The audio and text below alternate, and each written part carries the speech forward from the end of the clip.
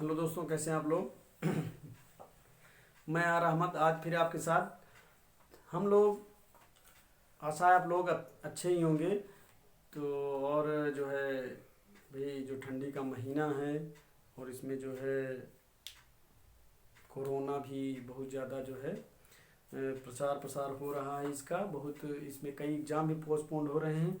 लेकिन उम्मीद है कि आप लोग जो है लगे हुए होंगे और मेरी शुभकामनाएं आप लोगों के साथ हैं। तो चलिए, हम लोग जो है अभी तक जो चर्चा किए संविधान के ऊपर, हमने देखा कि हमने भाग एक में जो है संघ और उसके राज्य क्षेत्र पढ़ा, और भाग दो में हमने पढ़ा कि नागरिकता के बारे में जाना कि नागरिकता क्या है। तो वहाँ जो है हमने भाग दो में 5 से लेकर आर्टिकल 11 तक पढ़ा था। अब उसके बाद हम लोग जो देखेंगे वो देखेंगे मौलिक अधिकार। मौलिक अधिकार देखेंगे कि हमारे मूल अधिकार क्या हैं, जिसे फंडामेंटल राइट के नाम से जाना जाता है। तो यह कितने प्रकार के हैं। तो हमारे मौलिक अधिकार जो हैं ये 6 प्रकार के हैं। हमारे मौलिक अधिकार कितने हैं? 6 प्रकार के हैं। तो इसमें सबसे पहले आता है समता का अधिकार, और उसके बाद आता है स्वतंत्रता का अधिकार, और उसके बाद आता है शोषण के विरुद्ध अधिकार, और उसके बाद आता है धार्मिक स्वतंत्रता का अधिकार, शिक्षा संबंधी अधिकार आते हैं। उसके बाद जो आता है, जो हमारा आता है, वह है संवैधानिक उपचारों का अधिकार।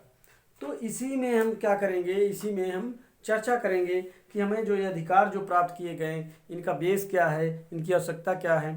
तो देखिए दोस्तों, भाई जो हमारा जो ये मौलिक अधिकार है, मौलिक अधिकार को जो है देखेंगे, जैसे ऊपर हमने स्क्रीन पे लिखा हुआ है कि इसका उपनाम जो है इसे अधिकार पत्र के नाम से जाना जाता है, और इसे मौलिक अधिकार को भारत का मैग्ना कार्टा भी कहा जाता है। तो मैग्ना कार्टा के बारे में थोड़ा सा जान लें। मैग्ना कार्टा है क्या? जो मैग्ना कार्टा है, जैसे आप लोगों ने सुना होगा मैग्ना कार्टा, तो मैग्ना कार्टा इंग्लैंड के जो राजा थे जॉन करके, वो वहाँ जो सामंतवादी वर्ग था उनके कुछ अधिकारों का क्या किया, उन्होंने उन कुछ अधिकारों को संरक्षण प्रदान किया। तो उसमें क्या थे, वो फंडामेंटल राइट जो है हैबियस कॉर्पस जो है प्रदान किया। तो उसमें क्या था कि जो उन सामंत वर्गों के जो अधिकार थे उनको जो है सुनिश्चित किया गया। तो उसी अधिकार में, उसी इंग्लैंड के मैग्ना कार्टा के आधार पर जो है इसका नाम जो है, इसे मौलिक अधिकार को भारत का, जो भारत में क्या कहा जाता है, भारत का मैग्ना कार्टा कहा जाता है। और यह जो है मौलिक अधिकार, यह जो है यूएसए के संविधान से लिया गया है। इतनी जानकारी रखना में बहुत ज़रूरी है, क्योंकि ये कई बार पूछा गया है कि मौलिक अधिकार जो है किस देश के संविधान से लिया गया है। तो मौलिक अधिकार जो है वो USA, United state of America के संविधान से क्या किया गया है, भारत में समाहित किया गया है। तो चलिए हम देखते हैं, जो हमारा सबसे पहला अधिकार है समता का अधिकार। तो इस समता का अधिकार अनुच्छेद 14 से लेकर 18 तक है। ये बहुत बार पूछा जाता है कि समता का अधिकार किसमें है। तो समता का अधिकार अनुच्छेद 14 से लेकर 18 तक है। इसमें सबसे पहले का क्या कहा गया है, विधि के समक्ष समता की बात की गई है। आर्टिकल 14 में विधि के समक्ष समता की बात की गई है। विधि के समक्ष समता एवं विधियों का समान संरक्षण। और जो है उसके बाद आर्टिकल 15 में कहा गया है, आर्टिकल 15 में कहा गया है किसी भी धर्म, जाति और लिंग के आधार पर या जन्म स्थान के आधार पर भेदभाव का क्या किया गया है, निषेध किया गया है। और उसके बाद जो आर्टिकल 16 आता है, आर्टिकल 16 में कहा गया है कि लोक नियोजन के विषय में क्या किया गया है, समता प्रदान की गई है। लोक नियोजन, आर्टिकल 16 जो है लोक नियोजन के विषय में जिसमें समता प्रदान की गई है, यह अपवाद है। इसमें कहा गया है, आर्टिकल 16 में कहा गया है कि किसी भी लोक नियोजन में सबको समान अवसर प्रदान किया जाएगा, और सबको समान क्या किया जाएगा, अधिकार प्रदान किया जाएगा, अवसर की समता का अधिकार प्रदान किया जाएगा। लेकिन इसमें अपवाद क्या है, तो आर्टिकल 16 में हम देख लें कि आर्टिकल 16 में अपवाद क्या है। आर्टिकल 16 में अपवाद है, इसमें जो है एससी, एसटी और ओबीसी ये अपवाद है। अभी हाल में ही इसमें क्या WES भी जुड़ गया। तो अपवाद क्यों है? क्योंकि इनको क्या है, अतिरिक्त जो है, इनको जो है अतिरिक्त जो है क्या दिया जा रहा है, छूट दी जा रही है। किसी भी मतलब जो जैसे कहा गया कि आर्टिकल 16 में कि अवसर की जो समता होगी, जो लोक नियोजन में जो अवसर की समता होगी वो जो है समान होगी। तो लेकिन जब ऐसे आरक्षण लगाए जाते हैं तो वो समानता क्या है, खत्म हो जाती है। ये जो है आर्टिकल जो है 16 में अपवाद है, तो इतना जानकारी रखना जरूरी है। और आर्टिकल 17 जो है वो क्या कहता है, अस्पृश्यता के अंत की बात करता है। अस्पृश्यता का मतलब होता है छुआछूत।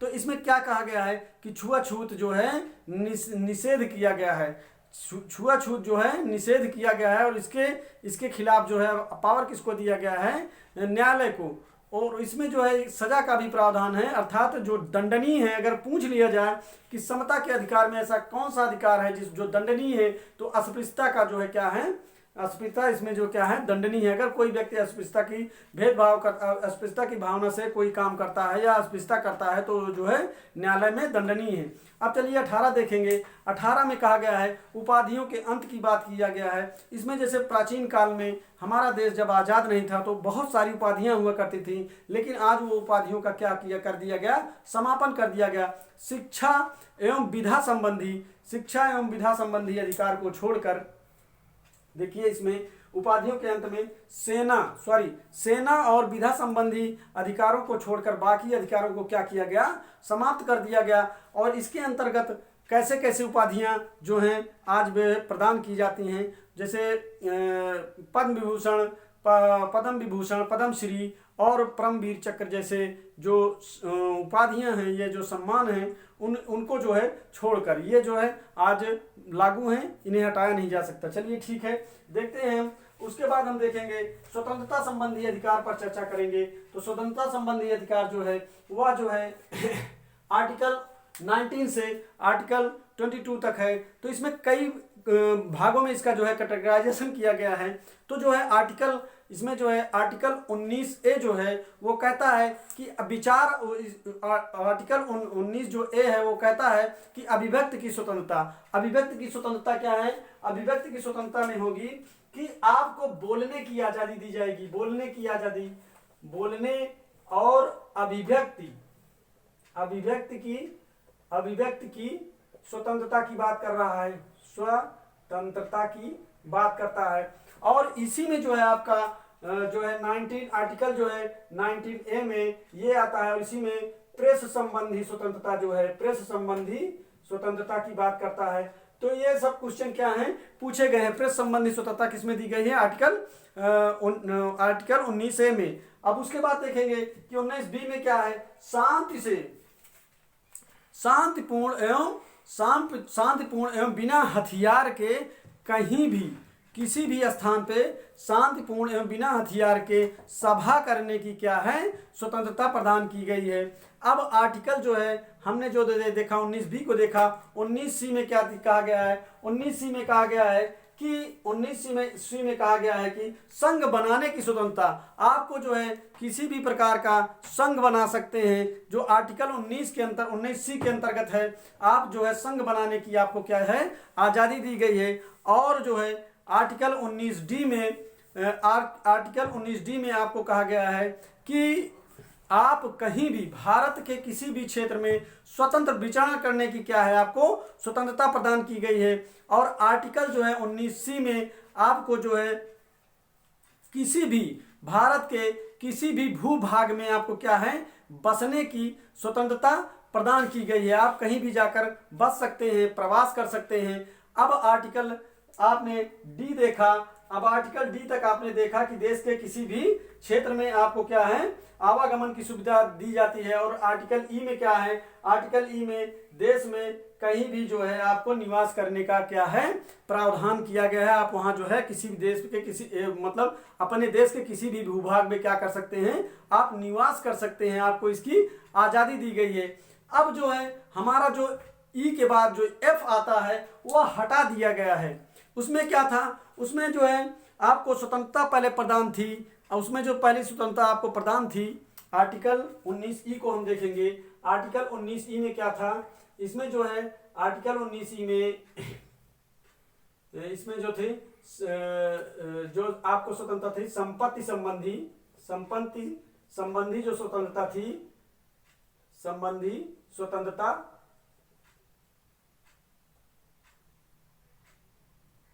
स्वतंत्रता, इसे क्या किया गया, हटा दिया गया है, हटा दिया गया है। और इसे जो है किसके द्वारा हटाया गया है, संविधान संशोधन अधिनियम, संविधान संशोधन अधिनियम, संविधान संशोधन अधिनियम 1986 के अंतर्गत इसे हटाकर आर्टिकल 31 में अनुच्छेद 31 में रख दिया गया है। किसके द्वारा, भारतीय संविधान संशोधन अधिनियम 1986 के अंतर्गत इसे हटाकर कहां कर दिया गया है,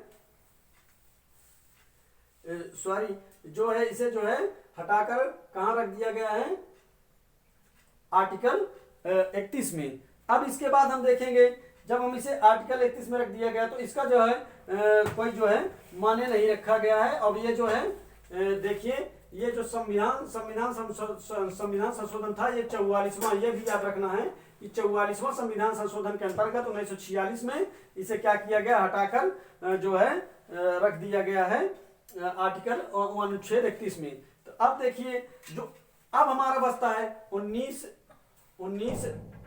ई जो था हमने पढ़ा, 19 एफ को हटा दिया गया है, 19 जी के बारे में स्वतंत्र व्यापार करने की, स्वतंत्र व्यापार करने की स्वतंत्रता,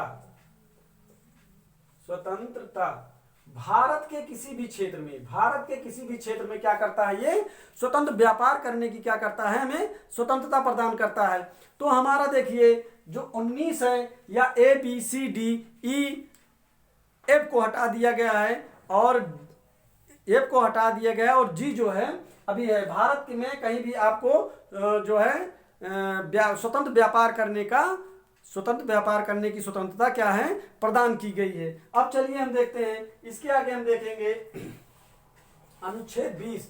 अनुच्छेद 20 में क्या कहा गया है, अनुच्छेद 20 में कहा गया है अपराधों के लिए दो सिद्धि संबंधी संरक्षण, अपराधों के लिए आर्टिकल 20 में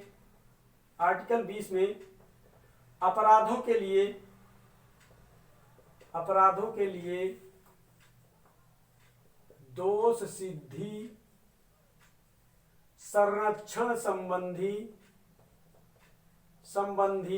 अधिकार, अपराधों के संरक्षण में अपराधों के लिए दो सिद्धि संबंधी संरक्षण संबंधी अधिकार आपको जो है इसमें प्रदान किए गए हैं। तो इसमें कैसे कैसे अधिकार प्रदान किए गए हैं ये देखना आपके लिए कि बहुत ही आवश्यक है। किसी भी अपराध के लिए इसमें साफ साफ कहा गया है, तो इसमें इसको 3 जो है भागों में कैटेगराइज किया गया है। किसी भी अपराध के लिए आपको एक से अधिक बार जो है सजा का प्रावधान नहीं किया गया है, मतलब आपको किसी भी अपराध के लिए एक से अधिक बार सजा नहीं दिया जाएगा। और दूसरा जो भाग है इसमें यह कहा गया है कि कोई भी व्यक्ति जो है अपराध करते समय जो उस समय वर्तमान समय में जो जिस अपराध के लिए जितने सजा का प्रावधान है उसको उसी हिसाब से सजा का प्रावधान किया जाएगा। अर्थात जब व्यक्ति ने अपराध किया था उस समय जो सजा का प्रावधान था वही सजा उस पर लागू होगी, और वो सजा चाहे कुछ दिनों बाद या कुछ सालों बाद लगाई जाती है तो उस पर जो सजा के प्रावधान में अगर चेंजेस आते हैं, बढ़ाया घटाया जा सकता है, तो उस हिसाब से उसको सजा नहीं दी जाएगी। और तीसरा टर्म जो निकल के आता है वह है किसी भी व्यक्ति को, कोई भी व्यक्ति है तो उसे अपने ही विरुद्ध गवाही देने के लिए क्या है, विवश नहीं किया जा सकता। तो हमारा आर्टिकल जो है इस तरीके से आर्टिकल 20 कंप्लीट हो जाता है। अब हम आर्टिकल 21 के बारे में देखेंगे। हमारा जो है आर्टिकल 21 क्या है, आर्टिकल 21 बहुत ही इंपॉर्टेंट है, प्राण एवं दैहिक स्वतंत्रता की बात करता है। आर्टिकल 21 जो है वह प्राण एवं दैहिक स्वतंत्रता की बात करता है, अर्थात प्राण एवं दैहिक स्वतंत्रता का जो क्या है इसमें जो है हमारे मौलिक अधिकार में प्रावधान किया गया है। अब चलिए देखते हैं जो आर्टिकल 21 में ही आर्टिकल 21 का या क्लाज ए, आर्टिकल 21 क्लाज ए जो है बहुत इंपॉर्टेंट है, तो हम इस पर चर्चा कर लेंगे। आर्टिकल 21 और क्लाज ए क्लास ए बहुत इंपॉर्टेंट है। तो इसमें क्या कहा गया है, 14 वर्ष से कम आयु के बच्चों को जो है निःशुल्क शिक्षा क्या किया गया है। 14 वर्ष से कम आयु के बच्चों को राज्य द्वारा जो सुनिश्चित की जाए उसी के वे में जो क्या है उसको निःशुल्क शिक्षा का प्रावधान किया गया है। अब देखिए निःशुल्क शिक्षा का प्रावधान किया गया है, तो ये जो 21 जोड़ा गया, वह कब जोड़ा गया इसे देखना जो है बहुत जरूरी है। तो इसे देखना जरूरी है। तो 44वां जो है संविधान संशोधन, 44वां संविधान संशोधन अधिनियम, 44वां संविधान संशोधन अधिनियम, इसको जो देखा जाए तो ये जो है 86वां संविधान संशोधन, 86वां संविधान संशोधन, 86वां संविधान संशोधन अधिनियम, 86वां संविधान संशोधन अधिनियम 2002 में इसे क्या हुआ, 2002 में इसे क्या किया गया, जोड़ा गया।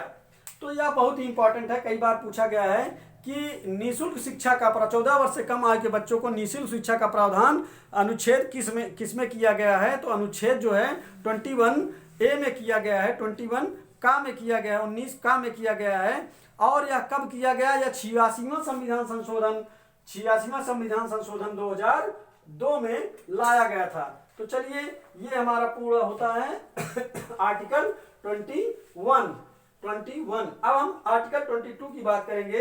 तो आर्टिकल जो है 22 में क्या किया गया है, आर्टिकल 22 में आर्टिकल 22 में क्या कहा गया है कि कुछ दशाओं में गिरफ्तारी और निरोध संबंधी, कुछ दशाओं में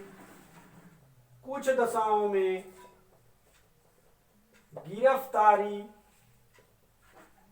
और निरोध संबंधी अधिकार,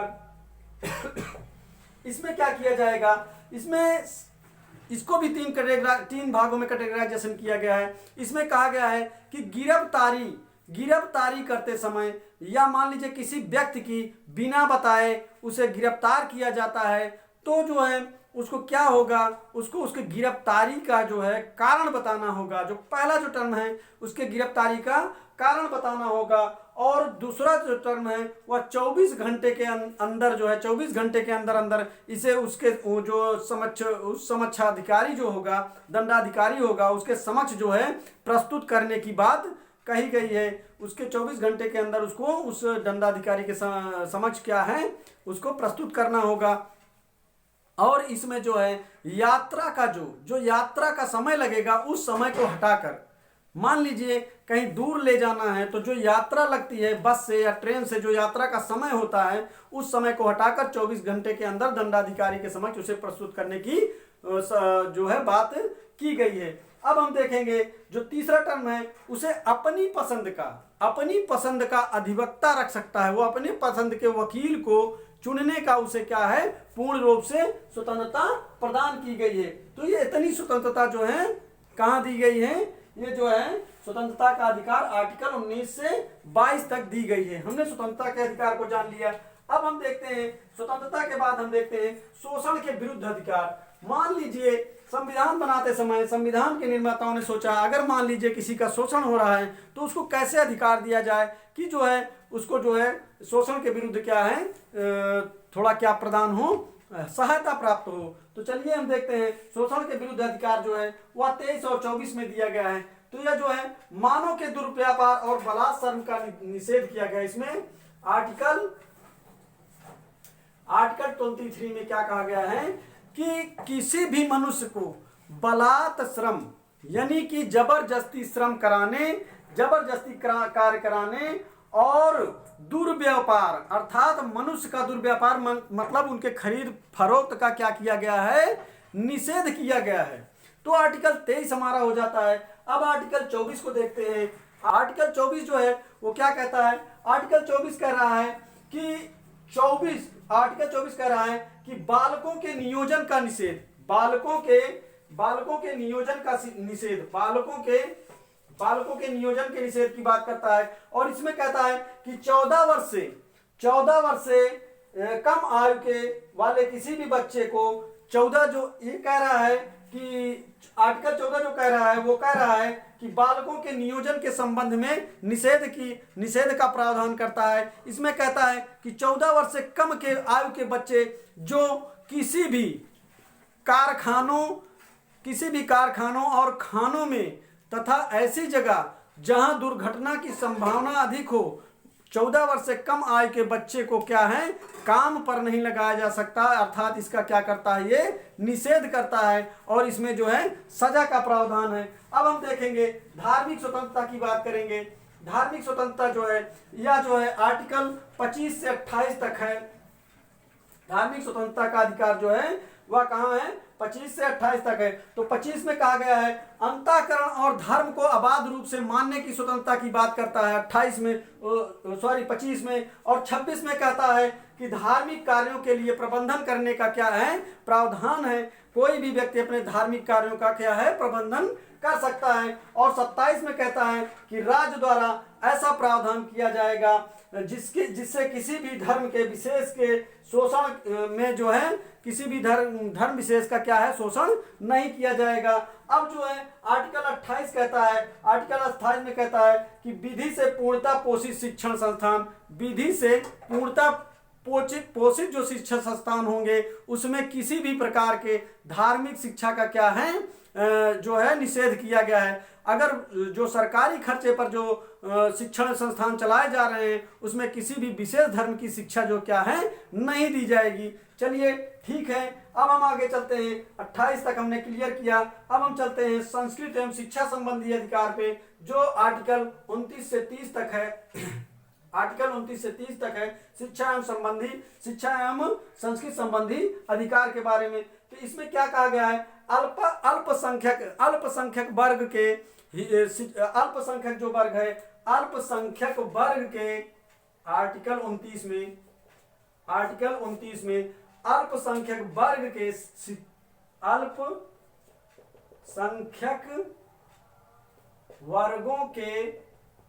अल्पसंख्यक वर्गों के हितों का संरक्षण। और वह संरक्षण कैसे होगा, संरक्षण कैसे होगा अल्पसंख्यक वर्ग के हितों का संरक्षण, भाषा, लिपि और संस्कृत, भाषा, लिपि एवं संस्कृत। यानी कि अल्पसंख्यक वर्ग जो है वो अपने भाषा, लिपि और संस्कृत की क्या है, संरक्षण प्रदान करने का उनके बात की गई है। अब हम आगे चल के देखेंगे तो जो आर्टिकल जो है 30 है, आर्टिकल 30 क्या कहता है, आर्टिकल 30 कह रहा है कि शिक्षण संस्थाओं की स्थापना, यह भी जो है अल्पसंख्यक वर्गों के लिए है। अल्पसंख्यक वर्ग क्या कर सकते हैं, ये अपने शिक्षण संस्थाओं की स्थापना कर सकते हैं तथा उसमें जो है अल्पसंख्यक वर्ग अपने शिक्षण संस्थाओं का अपनी अनुसार स्थापना कर सकते हैं और उसका प्रशासन भी चलाने का उनका जो है अल्पसंख्यक वर्गों को प्रावधान किया गया है। अब अल्पसंख्यक वर्ग कौन है यह जान लेना बहुत जरूरी है। तो भारत में जो है कुछ ऐसे वर्ग समुदाय हैं जो अल्पसंख्यक हैं, जैसे सिख हो गए, जैन हो गए, जो क्रिश्चियन है वो हो गए, मुस्लिम वर्ग, ये जो है क्या है अल्पसंख्यक वर्ग में आते हैं। तो इनको क्या किया गया है, आर्टिकल 13 के अंतर्गत क्या कर दिया गया है, उनको अपने जो है शिक्षा का जो है प्रशासन और उसको चलाने का क्या कर दिया गया है, प्रावधान कर दिया गया है कि वो अपनी सुविधा अनुसार जो है जो शिक्षा का क्या कर सकते हैं, प्रशासन या प्रावधान कर सकते हैं। चलिए हम देखते हैं। अब सबसे इम्पोर्टेंट जो है वो संवैधानिक उपचारों का अधिकार है। संवैधानिक उपचारों का अधिकार आर्टिकल 32 में आता है और यह कई बार पूछा गया है। यह वेरी वेरी इंपॉर्टेंट है। जो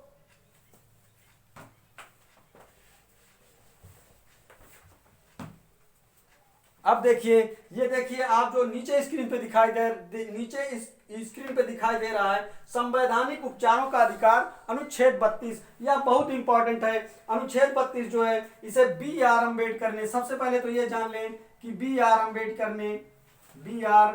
अम्बेडकर ने इसे क्या कहा है, इसे जो कहा है संविधान की, बी आर अम्बेडकर ने इसे संविधान की क्या कहा है, संविधान की आत्मा कहा है, संविधान की आत्मा कहा है। तो इसके अंतर्गत क्या है, इसके अंतर्गत है कि मौलिक अधिकार को परिवर्तित करने के लिए समुचित कार्रवाई द्वारा उच्चतम न्यायालय को क्या है, इसका पावर दिया गया है, इसका अधिकार जो है उच्चतम न्यायालय को दिया गया है। और इसे प्राप्त करने के लिए इसमें क्या किया गया है, इसमें जो है टर्म्स आते हैं। वो टर्म्स कौन से हैं, मौलिक अधिकार, संवैधानिक उपचारों का अधिकार, उसमें क्या है टर्म्स। सबसे पहले आता है बंदी प्रत्यक्षीकरण,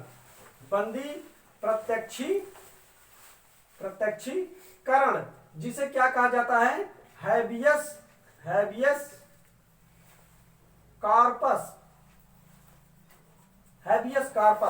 तो इसमें क्या है, इसमें सबसे पहले ये जान लीजिए कि जो पहला टर्म है इसका संवैधानिक उपचारों का अधिकार,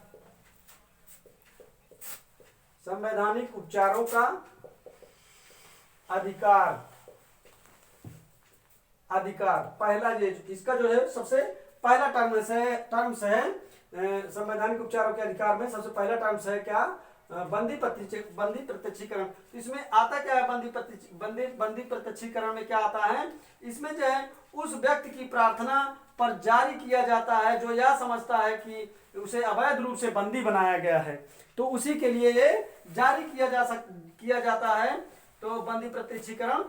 तो इसमें जो है क्या है कि न्यायालय जो है बंदीकरण बनाने वाले अधिकारी को आदेश देता है कि वह बंदी बनाए गए व्यक्ति को निश्चित समय के अंदर उपस्थित न्यायालय में क्या करे, उपस्थित करे। तो ये बंदी प्रत्यक्षीकरण हो गया। और दूसरा टर्म जो आता है वह है परमादेश। और इसका इंग्लिश टर्म याद रखना बहुत जरूरी है, क्योंकि ये कभी कभी कई एग्जाम में जो है इंग्लिश टर्म पूछ लिया गया है और मिलाने के लिए कहा गया है कि परमादेश के अंतर्गत क्या आता है, बंदी प्रत्यक्षीकरण के अंतर्गत क्या आता है। तो परमादेश में क्या आता है, परमादेश को इंग्लिश में कहते हैं मैमेंडस। अब मैमेंडस में क्या आता है, परमादेश में क्या आता है, इसमें जो है जो अधिकारी होता है अगर वह कार्य नहीं कर रहा है तो न्यायालय उसे क्या करता है, आदेश प्रदान करता है कार्य करने के लिए। अब चलिए जो देखते हैं सिंपल सी भाषा में समझ लें। और तीसरा टर्म जो है वह है प्रतिषेध लेख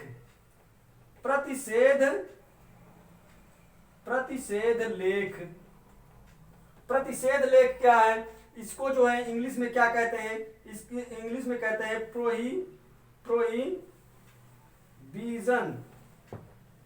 प्रोहिबिशन। प्रतिषेध लेख का मतलब है इसमें उच्चतम न्यायालय, उच्च न्यायालय जो है अपने अधीनस्थ न्यायालय को ऐसे विषय पे जो है फैसला ना करने का प्रावधान करते हैं जो उनके अधिकार क्षेत्र में नहीं आता है। ये टर्म्स याद रखना है। चलिए चौथा जो है बहुत जल्दी देखेंगे हम। तो चौथा जो है उत्प्रेषण के बारे में जान लें। उत्प्रेषण को इंग्लिश में कहा जाता है, हम आगे लिखेंगे क्योंकि नीचे जगह नहीं है, कहा जाता है सर्टिरेटरी कहा जाता है। अब हम देखेंगे जो है उत्प्रेषण क्या है। तो उस उत्प्रेषण में होता क्या है, उत्प्रेषण जो है देखेंगे तो उत्प्रेषण जो है इसके द्वारा जो है अधीनस्थ न्यायालयों को निर्देश दिया जाता है कि वे अपने पास लंबित मुकदमों के न्याय निर्णय के लिए उनके वरिष्ठ न्यायालय को भेजें। इसमें जो है कहा जाता है कि जो न्यायालय जो है, जो उच्च न्यायालय होते हैं और जो अपने अधीनस्थ न्यायालय को क्या कहते हैं, जो उनके पास जो मुकदमे जो लंबित हैं उनको क्या करें, वो अपने जो है जो जिसके वो अधीन हैं जिसके अधीन है न्यायालय, जहाँ फैसले लंबित हैं, तो अपने से सीनियर न्यायालय में, जैसे मान लीजिए कि डिस्ट्रिक्ट कोर्ट का मैटर है तो उसे हाई कोर्ट में भेजें, और हाई कोर्ट का मैटर है वहाँ सुलझ नहीं रहा है तो उसे जो है उस उच्चतम न्यायालय में भेजने की बात की जाती है। अब देखिए अधिकार परीक्षा, जो पांचवा टर्म आता है वह है अधिकार परीक्षा। और इसे कहा जाता है quo warranto. Quo warranto screen पे दिखाई दे रहा है, देखिए आपको स्क्रीन पे दिखाई दे रहा है, नीचे जो लिखा है अधिकार परीक्षा। अधिकार परीक्षा का मतलब होता है क्यू वारंटो। क्यू वारंटो में क्या होता है, अधिकार परीक्षा में क्या होता है, इसमें जो है कोई व्यक्ति ऐसे पदाधिकारी के रूप में कार्य करने लगता है, कोई व्यक्ति ऐसे पदाधिकारी के रूप में कार्य करने लगता है जो उस पद के लिए उसकी योग्यता जो है स्पष्ट नहीं है, तो उसे न्यायालय आदेश देता है क्या वो इस कार्य के लिए इस कार्य के लिए उसका पावर है। अगर जब तक जांच नहीं हो जाती है तब तक वो अपने कार्य और आदेश को क्या करता है, जारी नहीं कर सकता है। तो ये जो है क्यू वारंटो जो है यही काम है। तो इसे क्या रहता है दोस्तों, मिलाना रहता है। तो हम देखेंगे, हमने मौलिक अधिकार के बारे में जाना। मौलिक अधिकार हमारा जो था जो हमारा मौलिक अधिकार था वह आर्टिकल 12 से 35 तक था, लेकिन 12 और 13 पूछे नहीं जाते, इसलिए ये इंपॉर्टेंट नहीं है। हमने 32 तक पढ़ा, उसके बाद के जो है 33 और 34 35, ये 33 और 34 35 ये सब इंपॉर्टेंट नहीं है, पूछे नहीं जाते। इसके आगे हम चर्चा करेंगे।